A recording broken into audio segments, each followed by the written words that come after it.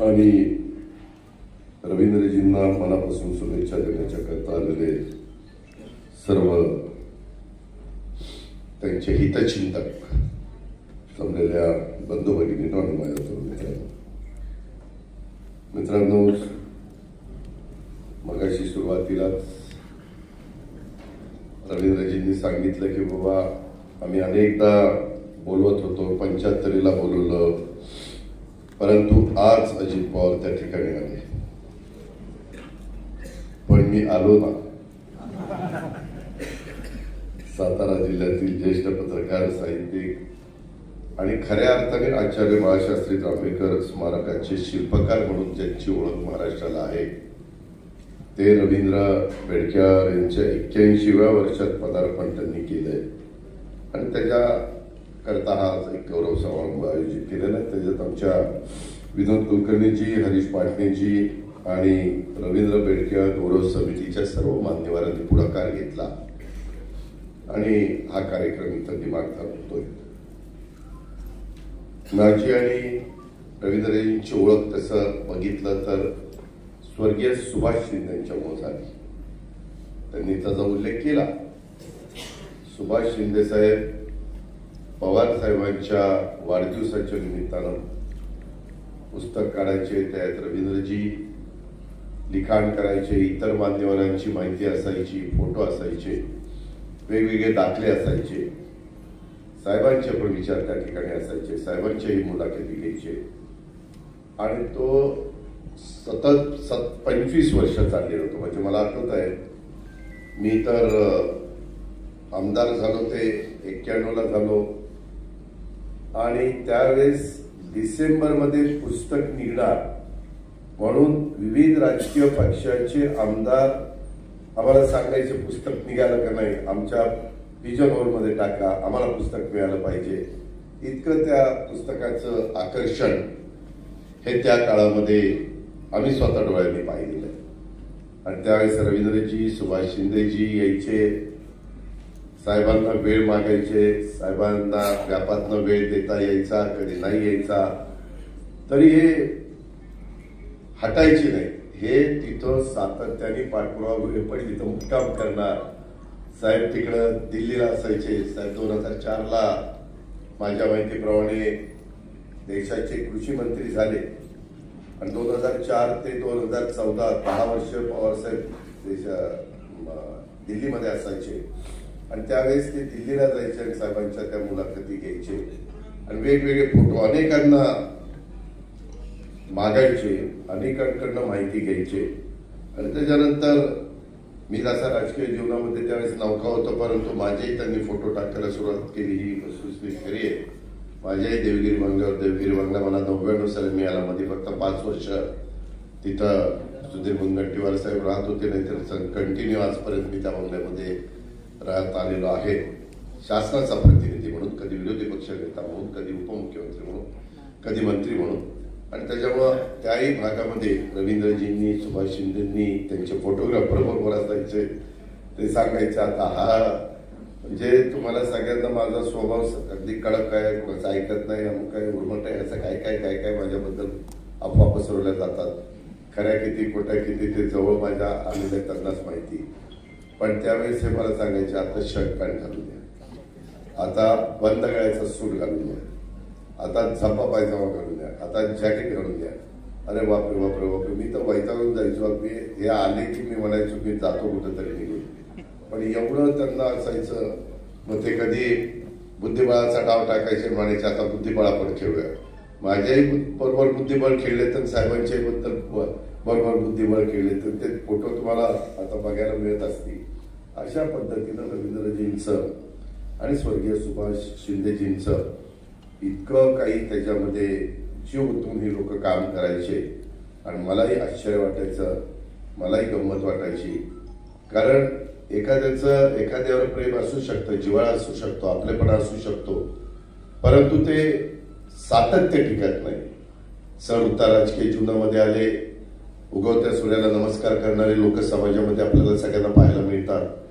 जोपर्यंत सत्ता असते सत्तेच्या पाठीशी कामाच्या निमित्तानं लोक तिथं हेलपाटे घेत असतात. सत्ता गेल्यानंतर हळूहळू लोक त्या बाबतीमध्ये भेटायचं कमी करून टाकतात. आणि मी नावं घेणार नाही, तुम्ही महाराष्ट्राच्या इतिहासात बघा, महाराष्ट्राची निर्मिती झाल्यापासून आजपर्यंत किती जणांच्या बाबतीमध्ये ह्या सगळ्या गोष्टी घडल्या, त्याचा उल्लेख मी स्वतः करण्याची गरज नाही. ही वस्तुस्थिती आपल्याला नाकारता येणार नाही. रवींद्रजी बेडकेळकर यांचं मराठी पत्रकारिता, साहित्य आणि सामाजिक कार्य या क्षेत्रामध्ये त्यांचं अतिशय उल्लेखनीय अशा प्रकारचं योगदान आहे. त्यांनी आपल्या स्वतःच्या लेखणीनं, त्यांनी आपल्या स्वतःच्या विचाराने आणि कृतीने समाजात एक आदर्श निर्माण केलेला आहे. आणि विशेषतः मराठी वृत्तसृष्टीचे जनक दर्पणकार आचार्य बाळशास्त्री जांभेकर यांच्या कार्याला आणि स्मृतीला उजाळा देण्याचं बेडकेळकर साहेबांनी यांनी आपलं स्वतःचं आयुष्य तिथं वेचलं. 6 जानेवारी ते माझ्याकडे येणारच, दादा काही करून. मी त्यांना सांगायचो की तुम्ही मला जे काम करायला पाहिजे ते तुम्ही सांगा, ज्याचा उल्लेख बासी मर्ढेकरांच्या स्मारकाच्या संदर्भातला झाला. मी आत्ताच कराडला इथनं जाणार आहे. कराडला गेल्यानंतर तिथं कलेक्टर मला भेटणार आहे. मी खरं कलेक्टरला तिथं नको होतं बोलवायला, इथंच माझी भेट झाली असती, परंतु ते पुढं मी इथं यायच्या आधी निघून गेले. माझा निरोप होता त्यांना की मला कराडला भेटा. त्यावेळेस मी त्यांना सांगेन. आणि एकदा मकरंदाबा पण त्या स्मारकाचं पण पुढच्या ट्रिपमध्ये उद्घाटन, त्या ठिकाणी अनावरण करून घेऊ. ते स्मारक लोकांच्या करता खुलं करून त्या ठिकाणी देऊ, कारण खूप वर्ष झाली. आणि ह्याचा किती पाठपुरावा ह्या सगळ्या मान्यवरांनी केला ह्याचा मी स्वतः साक्षीदार आहे. ही पण गोष्ट मी नाकारत नाही. आचार्य बाळशास्त्री जांभेकर यांनी 1932 साली दर्पण म्हणून वृत्तपत्र त्या ठिकाणी सुरू केलं. आणि मराठी पत्रकारितेचा पाया खऱ्या अर्थाने कुणी रचला असेल तर तो बाळशास्त्री जांभेकरांनी रचला. त्यांच्या या कार्याला खऱ्या अर्थानं जास्तीत जास्त लोकांपर्यंत पोहोचवण्याचं कार्य रवींद्र बेडकेळकरांनी केलेलं आहे. आणि बेडकेळकर यांची आचार्य बाळशास्त्री जांभेकर यांच्या चरित्राचा सखोल अभ्यास करून त्यांच्या कार्याचा त्यांनी गौरव त्या ठिकाणी केला. त्यांनी जांभेकर स्मारकाच्या उभारणीच्यासाठी अतिशय मोलाची भूमिका बजावलेली अनेक पत्रकार मान्य करतील, अनेक या क्षेत्रातले सहकारी त्या ठिकाणी मान्य करतील. आज त्यांच्या प्रयत्नामुळे बाळशास्त्री जांभेकर यांचं नाव आणि कार्य प्रत्येक मराठी माणसापर्यंत पोहोचवण्याच्या करता निश्चित अशा प्रकारची मदत झालेली आहे.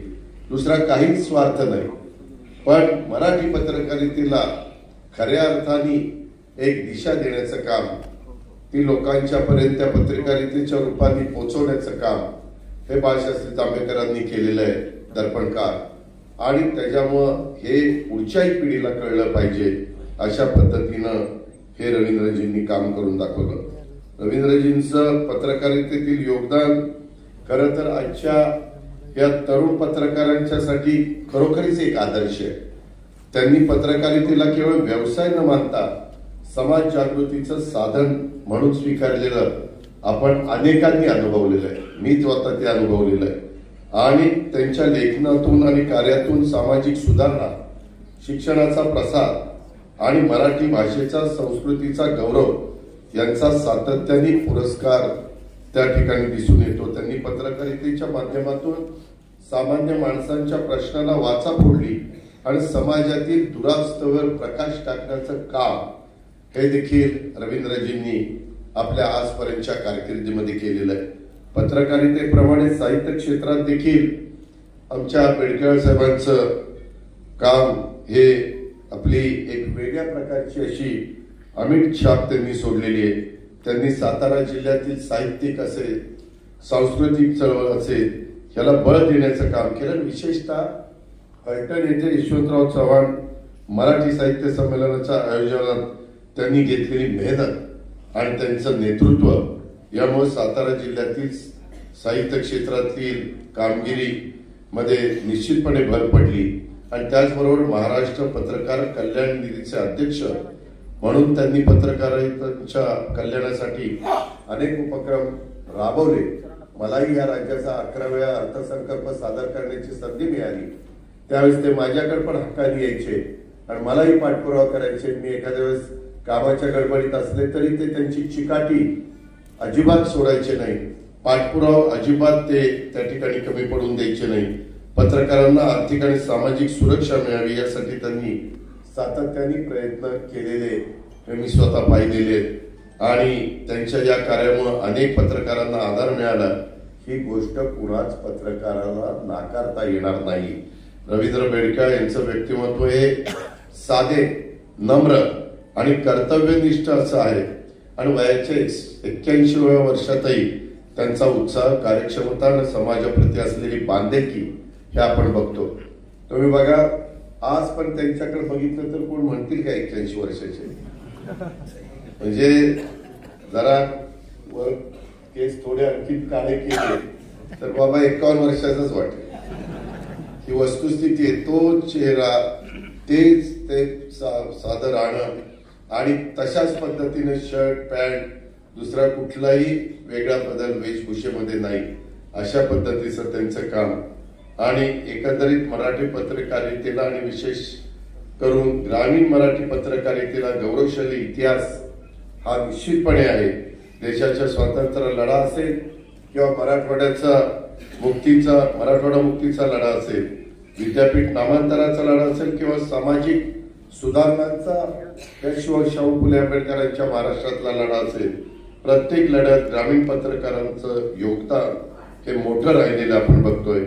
आणि हे सगळं करत असताना त्यामध्ये खरोखरीच बाळशास्त्री जांभेकर आचार्य यांनी दर्पण या ग्रामीण वृत्तपत्राची सुरुवात करून मराठी पत्रकारितेच्या करता जो पाया रचला, मराठी पत्रकारितेला निर्भीड, निष्पक्ष, लोकाभिमुख वारसा देण्याचं काम हे खऱ्या अर्थाने दर्पणकारांनी केलं.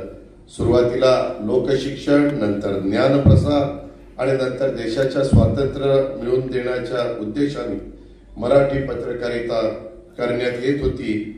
मराठी वृत्तपत्रातून समाज आणि समाज मन घडवण्याचं काम देखील केलं जात होतं. ह्याचे अनेक दाखले हे आपल्याला सगळ्यांना या ठिकाणी देता येतील. तत्कालीन ब्रिटिश सरकारच्या चुकीच्या धोरणांचा विरोध करण्याचं काम देखील मराठी माध्यमांनी नेटाने केलं. वृत्तपत्र हे समाज प्रबोधनाचं, स्वातंत्र्य प्राप्तीसाठी जनजागृती करणार आणि राष्ट्र घडवण्यासाठी प्रभावी माध्यम असल्याचं आपल्या देशाला, आपल्या राज्याला मराठी पत्रकारांनी त्या काळी दाखवून दिलं. आणि माध्यमांनी आतापर्यंत केवळ माहिती पोहोचवण्याचं काम केलं नाही, तर विचार आणि जनमत घडवण्याचं महत्वाचं काम हे या पत्रकारितेनं केलं. तंत्रज्ञानाचा अलीकडे झपाट्याने वाढ होतीये. माध्यम क्षेत्रात देखील मोठ्या प्रमाणावर बदल झालेले आहेत. पूर्वी प्रिंट माध्यम हे सर्वात महत्वाचं मानलं जायचं, परंतु आता सोशल मीडियामुळं आता तुम्हाला पाहायला मिळतं, ट्विटर असेल, फेसबुक असेल, व्हॉट्सअप असेल, अनेक प्रकारच्या गोष्टी मार्केटमध्ये आलेल्या आहेत. आता इलेक्ट्रॉनिक मीडिया, डिजिटल प्लॅटफॉर्म आणि सोशल मीडियाच्या माध्यमानं रूप संपूर्ण पालटून टाकलेलं. त्याच्यात आता AI आलं, आर्टिफिशियल इंटेलिजन्स, कृत्रिम बुद्धिमत्ता याचाही वापर आता या क्षेत्रामध्ये करायला सुरुवात झालेली आहे आणि ते कुणी थांबवू शकत नाही. काळानुरूप शेवटी तुम्हाला मला बदलावं लागतं, त्याच्यातून समाजाला आपल्याला पुढे न्यावं लागतं आणि त्याच्यामुळं आजच्या बातम्या केवळ वृत्तपत्रांपुरत्या मर्यादित राहिलेल्या नाहीयेत. त्याच्यामध्ये मोबाईलवर, सोशल मीडियावर काही सेकंदात बातम्या पोहोचतात आणि माध्यमांचा वेग झपाट्याने वाढलेला आहे. नाहीतर पूर्वी मला आठवत आहे 95ला मनोहर जोशी साहेब मुख्यमंत्री असताना त्यावेळेस हिंदू हृदय सम्राट बाळासाहेब ठाकरे भाषण करायला लागायचे. त्यावेळेस मुख्यमंत्री म्हणून काही मनोहर जोशी साहेबांनी ऐकलं तर त्याला सरळ ते सांगायचे, मी लक्षच नव्हतं, मी ऐकलंच नाही, मला काही माहितीच नाही. परंतु आता तसं सांगता येत नाही. पूर्वी काही सांगितलेलं वृत्तपत्रात यायचं, त्यावेळेस एखादा अंगलट आलं तर त्यावेळेसचा राजकीय कार्यकर्ता किंवा नेता म्हणायचा मी असं बोललोच नाही.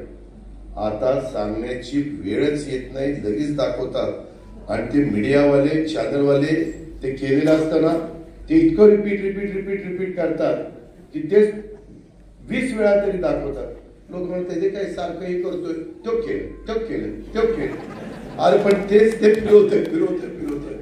त्याच्यामुळं कुठल्याही ठिकाणी भाषण करताना दादा सांगावं लागतं, शब्द तोलून वापरून बोलायचंय, कुठं शब्द गडबडून द्यायचा नाही, अशा पद्धतीनं सगळ्यांनाच काळजी घ्यावी लागते. हे आपल्याला कोणाला नाकारता येणार नाही. प्रसार माध्यम म्हटलं की चुकीच्या गोष्टीवर टीका करणं हा त्यांचा अधिकार आहे. त्याच्यामध्ये टिप्पणी करणं हा मीडियाचा हक्क आहे आणि त्याबद्दल कुणाचं दुमत असण्याचं काहीच कारण नाही. मात्र वाईटाला वाईट म्हणताना चांगल्याला चांगलं म्हटलं तर काही बिघडत नाही असं आमच्यासारख्याला वाटतं. समाजातल्या स्वास्थ्यासाठी ते अत्यंत आवश्यक आहे. सगळीकडं नकारात्मक गोष्टी घडत असताना काही चांगल्या सकारात्मक गोष्टी सुद्धा समाजाच्या समोर येणं हे अतिशय आवश्यक आहे असं माझं वैयक्तिक मत आहे. स्वातंत्र्यपूर्ण आणि स्वातंत्र्योत्तर काळामध्ये ज्या पत्रकारांनी निर्भीड पत्रकारिता केली, पत्रकारितेचा एक आदर्श आपल्या राज्यात आपल्या देशामध्ये निर्माण केला, त्यांचा वारसा त्यांची परंपरा पुढे नेण्याचा प्रयत्न आपण सगळ्यांनी केला पाहिजे असं माझं पत्रकारिता करणाऱ्यांना सर्वांना आव्हान आहे. आज माध्यम क्षेत्रात वेगाने बदल होत आहेत, परंतु त्या विकासाबरोबर काही आव्हाने आपल्या सगळ्यांच्या समोर येत आहेत. यातला एक महत्वाचा भाग म्हणजे संवेदनशील विषय म्हणजे मीडिया ट्रायल. गेल्या काही वर्षातले अनेक महत्वाचे विषय बघितले तरी ही गोष्ट किती गंभीर आहे हे आपल्या सगळ्यांच्या लक्षामध्ये येत असेल. त्याच्यामध्ये एखाद्या प्रकरणावर न्यायालयीन प्रक्रिया सुरू असतानाच माध्यमांच्या मध्ये त्या प्रकरणावर मतप्रवाह तयार करणं, आरोपींना दोषी किंवा निर्दोष ठरवणं किंवा प्रकरणाचा आधीच निकाल लागल्यासारखं वातावरण निर्माण करणं ही अत्यंत गंभीर गोष्ट आहे. त्याबद्दल माध्यमांनी व्यक्त केलेल्या भूमिकेमुळे समाजात एखाद्या प्रकारच्या संदर्भात पूर्वग्रह तयार होतो जो न्यायालयीन प्रक्रियेवर अप्रत्यक्ष परिणाम करू शकतो. न्यायालयाच्या कार्यात हस्तक्षेप करण्यासारखे हे काम माध्यमांनी टाळलं पाहिजे असं माझं वैयक्तिक मत आहे. मी आता बोलतोय हे सरकारचा उपमुख्यमंत्री म्हणून बोलत नाही. माझे रवींद्रजींचे असणारे गेले अनेक वर्षाचे जिव्हाळ्याचे आपलेपणाचे संबंध आहेत. त्याच्यातनं मी त्यांचा एक गौरव करण्याच्या करता, सत्कार करण्याच्या करता, त्यांच्या आजपर्यंतच्या कारकिर्दीला सलाम करण्याच्या करता, त्यांना दीर्घायुष्य लाभावं अशा प्रकारची परमेश्वरांनी प्रार्थना करण्याच्या करता मी आपल्या सगळ्यांच्या समोर आलेलो आहे. मीडिया ट्रायलमुळे समाजात संभ्रम निर्माण होतो आणि एखादी व्यक्ती अक्षरशः जीवनामध्ये उद्ध्वस्त देखील त्या ठिकाणी होते आणि एखाद्याचं करिअर त्याच्यातनं संपू शकतं. या निमित्तानं माझी एकच विनंती आहे, माध्यमांनी न्याय प्रक्रियेसोबत सहयोग करावा पण त्यावर दबाव आणू नये. एखाद्या प्रकरणात सत्य समजून घेत असताना पुराव्याने न्यायालयीन प्रक्रिया यांचा मान राखणं हे अत्यंत गरजेचं आहे.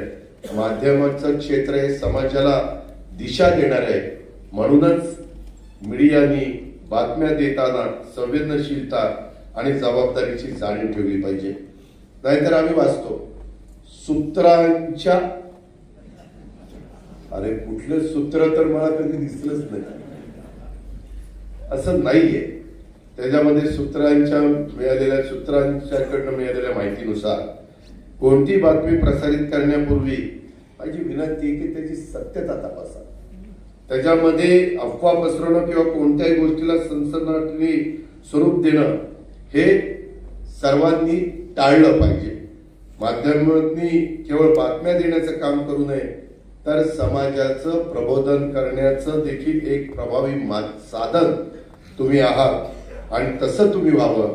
तुमची लेखणी सत्याला आधार देणारी आणि समाजाला दिशा देणारी असली पाहिजे. मीडिया ट्रायलचा मार्ग न निवडता तुम्ही सत्य, पारदर्शकता आणि नैतिकतेचा महत्व दिलं पाहिजे. पत्रकारितेचा गौरव याच्यामुळे वाढेल याबद्दल माझ्या मनामध्ये ती मात्र शंका नाही. गेल्या काही वर्षात मीडियाचं सुद्धा जागतिकीकरण, डिजिटलायझेशन झालेलं आहे. त्यावर योग्य नियंत्रण नसल्यामुळं माहितीचा प्रचंड धबधबा सामान्यांच्या अंगावर अक्षरशः कोसळत असताना आपण पाहतो. त्यातून योग्य आणि खरी माहिती कुठली हा प्रश्न देखील वाचक किंवा प्रेक्षकांच्या समोर त्या ठिकाणी येत असतो. आता मगाशी बोलत असताना काही मान्यवरांनी मराठी मातृभाषा, हिंदी ही राष्ट्रभाषा नाहीये, त्याच्यावर पण वाद आहे. काल कोणीतरी मला हे दिलं की तुम्ही राष्ट्रभाषा, मी तसं म्हणलं नाही. मलाही ते माहिती आहे. आणि जागतिक स्तरावर जास्तीत जास्त चालणारी भाषा इंग्रजी आहे आणि त्याच्यातूनच आता चर्चा सुरू झाली. आता ठीक आहे, तुमचं मत आहे की मराठी पहिलीपासून शिकवली पाहिजे, आपण पहिलीपासून शिकवतच आलो. त्याच्यानंतर आम्ही ज्यावेळेस रामकृष्ण मोरे साहेब शालेय शिक्षण मंत्री झाले त्यावेळेस आम्ही सेमी इंग्रजी त्या ठिकाणी सुरू केलं. कारण जिल्हा परिषदेच्या शाळेमध्ये शिकत असणाऱ्या मुलाला, जर चौथीच्या मुलाला त्याला काही पाढेच येत नसतील आणि तो जर मागे राहणार असेल तर स्पर्धेच्या युगामध्ये टिकण्याच्या करता त्याला स्वतःची मातृभाषा मराठी ही उत्तम पद्धतीनं बोलता, लिहिता, वाचता आलीच पाहिजे. त्याबद्दल दुमत असायचं कोणाचंच कारण नाही. मराठीला अभिजात भाषेचा दर्जा पंतप्रधान नरेंद्र मोदी आणि त्यांच्या सरकारने दिला. त्याबद्दल मोदी साहेबांचं महाराष्ट्राने अभिनंदन केलं, कौतुक केलं. त्याबद्दल दुमत असण्याचं काही कारण नाही. पण हे सगळं करत असताना तो मोठा निर्णय त्यांनी दिला आणि त्याचा रास्त अभिमान मराठी भाषिकांना आहेच, मराठी माणसाला आहे. परंतु त्याचबरोबर हिंदी जर शिकायचं म्हटलं तर काय अडचणीचं काय? जसं तुम्ही संगणक आल्यानंतर मुलांना कॉम्प्युटरचं ज्ञान द्यायला सुरुवात केली का नाही समाजाने? तुम्ही आठवा, संगणक ज्यावेळेस आला तेव्हा त्यावेळेस लोक म्हणायला लागले की आपल्या मुलाला, मुलीला स्पर्धेच्या युगामध्ये टिकायचं असेल तर संगणक आला पाहिजे. आता काय आलंय? एआय आलं, आर्टिफिशियल इंटेलिजन्स, कृत्रिम बुद्धिमत्ता. लोक त्या रस्त्याने चाललेत की नाही? उद्याच्याला आपल्याला शेती पण त्या पद्धतीने करावी लागणार आहे. मी यावेळेस अर्थसंकल्पात 500 कोटी रुपयाची तरतूद केलेली आणि ती वाढवण्याची पण माझी, मुख्यमंत्र्यांची, उपमुख्यमंत्र्यांची, सगळ्यांची आमची तयारी. शेवटी माझ्या शेतकऱ्याला योग्य पद्धतीनं त्या ठिकाणी त्याचं उत्पन्न वाढलं पाहिजे, खर्च कमी झाला पाहिजे, पाण्याची बचत झाली पाहिजे, खताची बचत झाली पाहिजे. या सगळ्या गोष्टी, आता ग्लोबल वॉर्मिंगचं संकट आहे, काळानुरूप या गोष्टी कराव्या लागतात आणि त्या पद्धतीनं आपण सगळेजण त्या रस्त्याने जातोय.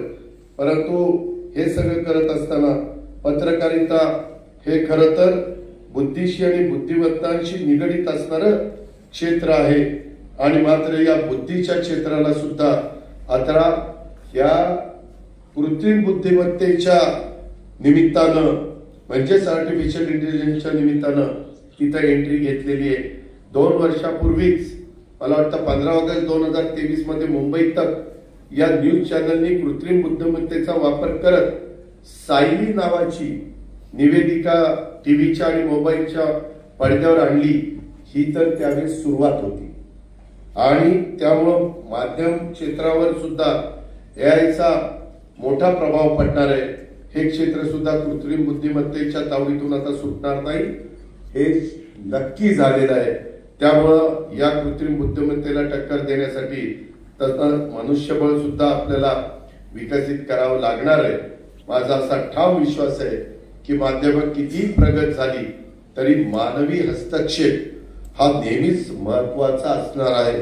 एआय आपल्याला सहाय्यक ठरू शकतो, मात्र पत्रकारितेच्या मुळाशी असलेली सत्य, पारदर्शकता आणि सामाजिक बांधिलकीची मूल्य ही केवळ पत्रकारच जपू शकतात. ते एआय, कृत्रिम बुद्धिमत्ता जपू शकत नाही. आपण सर्व पत्रकारांनी या बदलत्या तंत्रज्ञानाशी जुळवून घेऊन स्वतःला अद्ययावत ठेवलं पाहिजे. नवीन तंत्रज्ञान आत्मसात करणं ही आता काळाची गरज आहे. या कार्यक्रमाच्या निमित्तानं आपल्या सर्वांना शब्द देतो की पत्रकार बांधवांचे प्रश्न सोडवण्यासाठी महायुतीचं सरकार कटिबद्ध आहे. त्याचा उल्लेख रवींद्रजींनी आपल्या भाषणामध्ये केला. मी नेहमीच, आज स्वर्गीय आर पाटील हयात नाहीये, परंतु ज्यावेळेस पत्रकारितेवर हल्ले व्हायला सुरुवात झाली त्यावेळेस वेगवेगळ्या पद्धतीनं कसं आपल्याला त्यांना संरक्षण देता येईल, कशा पद्धतीनं काही कायद्यामध्ये आपल्याला काही नियमामध्ये काही बदल करता येतील का, या सगळ्या गोष्टी आम्ही करण्याचा प्रयत्न केला। त्याच्यामध्ये आज एसटी महामंडळाचे प्रवास सवलत राज्यातील अधिस्वीकृत प्राप्त पत्रकारांना महाराष्ट्र राज्य परिवहन महामंडळाच्या साध्या आणि निम आराम बसमधून ओळखपत्राच्या आधारे अमर्याद प्रवास सवलत त्या ठिकाणी दिली जाते। आचार्य बाळशास्त्री जांभेकर पत्रकार सन्मान योजना आणि या योजनेच्या अंतर्गत पात्र ज्येष्ठ पत्रकारांना दर महिन्याला आर्थिक सहाय्य दिले जातं। सध्या 11,000 रुपये रक्कम आहे, ती 20,000 रुपये करण्याचा GR आता त्या ठिकाणी निघालेला आहे।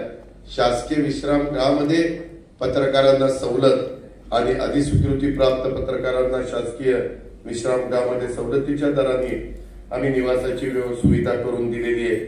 शंकरराव चव्हाण सुवर्ण महोत्सवी पत्रकार कल्याण निधी याच्यामध्ये देखील त्यांच्या पती किंवा पत्नी तसेच अवलंबून असलेली मुलं यांचाही समावेश आणि त्यामुळे त्यांना विविध प्रकारे आर्थिक सहाय्य मिळवून देण्याचं काम आम्ही त्या ठिकाणी केलेलं आहे। आम्ही त्याच्यामध्ये कुठं कमी पडणार नाही। शेवटी सरकार म्हणून काम करत असताना समाजातल्या सर्व घटकाला कसं आपल्याला बरोबर घेऊन जाता येईल, सर्वांचे प्रश्न हे कसे आपल्याला त्या ठिकाणी मार्गी लावता येईल, हाच आमचा सर्वांचा प्रयत्न त्या ठिकाणी असतो। हेच मला आज या गौरव दिनाच्या निमित्तानं सांगायचं। आता देखील रवींद्रजींनी काही गोष्टीचा इथं उल्लेख केला, प्राध्यापक मिलिंद जोशीजींनी केला, इतर मान्यवरांनी देखील त्या ठिकाणी केला। त्याच्याबद्दलची नोंद मी स्वतः घेतलेली आहे, त्याबद्दल आपण काळजी करू नका।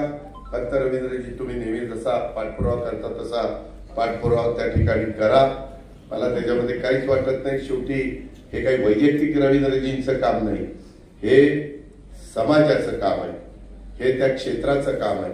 आताही बोलत असताना थोडा वेळ मकरंदाबा बोलत होते त्यावेळेस माझ्याजवळ आले, तिथं फलटणला एक स्वर्गीय यशवंतराव चव्हाण साहेबांचा स्वर्गीय वेणुताईंचा पुतळा उभा केलेला पूर्णाकृती।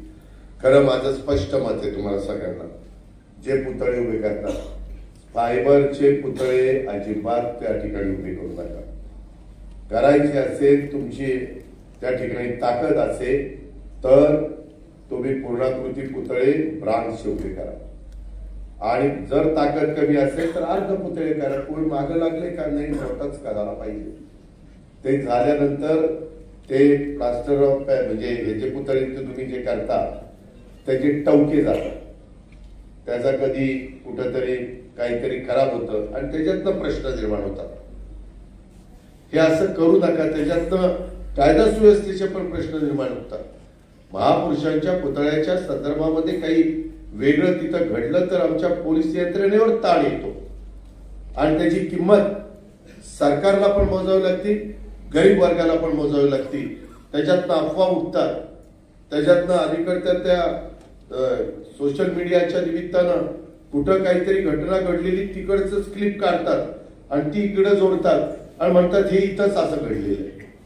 फार आम्हाला बारकाईने त्याच्याकरता आम्ही काही कायद्यामध्ये देखील काय आपल्याला करता येईल, कारण ज्यावेळेस कायदे केले गेले त्या काळामध्ये हे क्षेत्र निर्माणच झालेलं नव्हतं।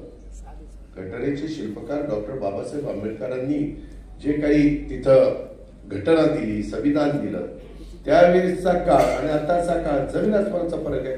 आता आम्ही लोकसभेमध्ये आणि आमच्या म्हणजे संसदेमध्ये आणि विधिमंडळामध्ये 75 वर्ष संविधानाला झाल्याचे कार्यक्रम त्या ठिकाणी झाले, आपण सगळ्यांनी पाहिले। आणि त्यामुळेच तुमचा माझा अनेक जातीचे धर्माचे पंथाचे लोक ह्या भारतातले एकत्रपणे राहिलेले आहेत, आपला भारत एक संघ राहिलेला आहे। त्याचा एकमेव श्रेय हे डॉक्टर बाबासाहेब आंबेडकरांना जातं, हे आपल्याला मान्यच करावं लागेल, हे आपल्याला कधी नाकारता येणार नाही, हे पण आपण सगळ्यांनी लक्षामध्ये घेतलं पाहिजे। अधिक न बोलता मगाशी त्यांनी विचार म्हणले की बाबा जॅकेट घालून नाही आले, आता असला उन्हाळा कुठे जॅकेट घालतात, इकडे फार माणूस शिजायला लागलाय, फार गरम होते। आता इथं ठीक आहे, नितीन पाटलांच्या सातारा जिल्हा बँकेच्या कृपेने आपल्याला इथं जरा गारगार वाटतंय, बाहेर त्याला ना कसं गरम गरम वाटतंय। त्याच्यामुळं मी सध्या आपले पांढरे कपडे घालायचे आणि त्याच्यातनं ज्यावेळेस जॅकेट घालायचे तेव्हा जरूर घालायचे, तुम्ही काहीच करू।